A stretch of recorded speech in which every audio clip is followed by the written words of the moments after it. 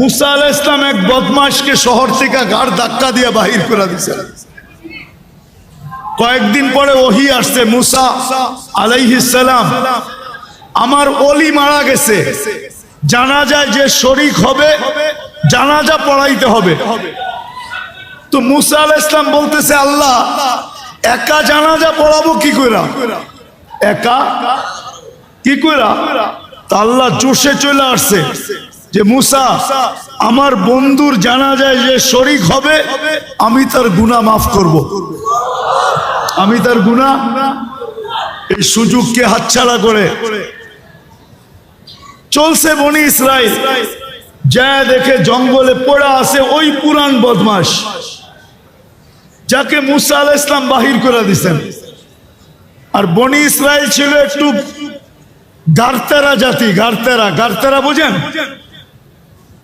রগ একটা বেকা আর কি। তো মুসা আলাইহিস সালাম বলতেছে, মুসা জীবনভর বহুত খেলা তো দেখাইলা, এটা কি শেষ খেলা?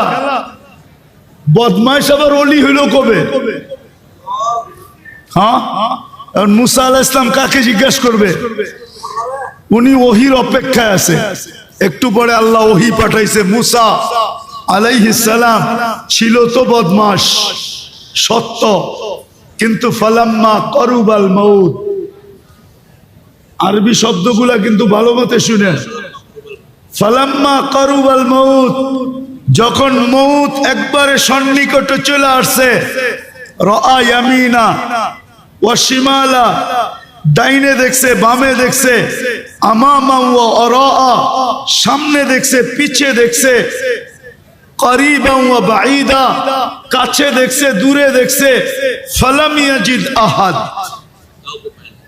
কাউকে পায় না মনের কথা বলার জন্য। ফালাম্মা রাআল উফুক, আকাশের দিকে তাকায়া বলতেছে, ইয়া মাল্লা তাদুররুহুদ দুনূব,